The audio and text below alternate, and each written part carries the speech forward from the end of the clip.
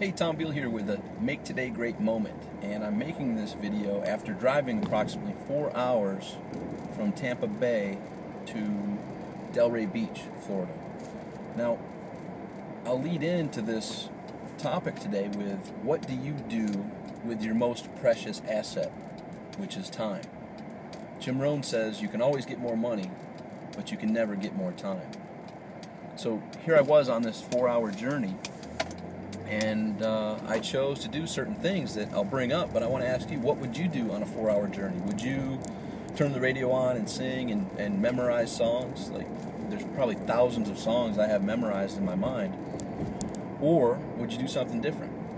Well, here's what I did on the 4 hours of driving, and I pre-planned it actually. So I had an audio selected on my iPhone, which with this car automatically picks up and begins playing via the Bluetooth connection when I get in and start the vehicle. So it picks up where it left off and plays. So I selected the audio that I wanted to listen to during the drive.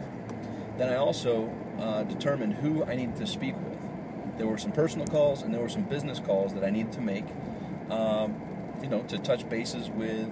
Actually, I called my grandfather, I called my grandmother, and I called my 2 sisters. So that was pretty cool to catch up with some family members, brief conversations, and then I had a couple business calls that I did.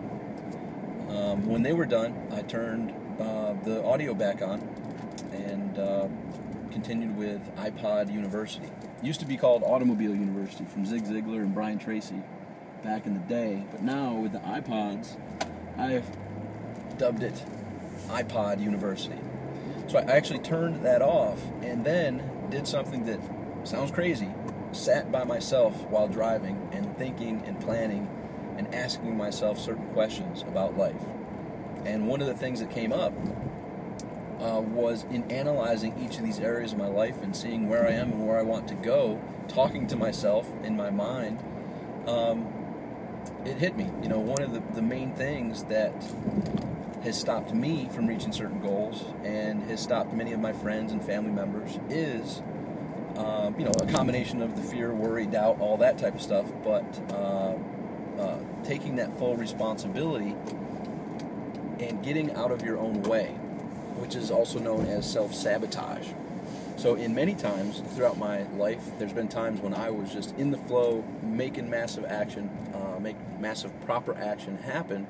And then there's other times that maybe I got caught up in procrastination due to fear, worry, doubt, a whole bunch of other obstacles. And a lot of times, the biggest obstacle was me, the self-sabotage, putting objects in front of my path to try to block me from getting there for some reason, psychological inner reason, right? And then what occurs to me is the power of taking full responsibility for where you are and who you are right now. Because there's only 3 things we can control. That's our thoughts, our words, and our actions. And we are the culmination right now, right here, right now, as you watch this. You are the cumulative effect of all of your thoughts, words, and actions up until now. And 5 years from now, you will be the cumulative result of your thoughts, words, and actions based on what you choose to think, say, and do today.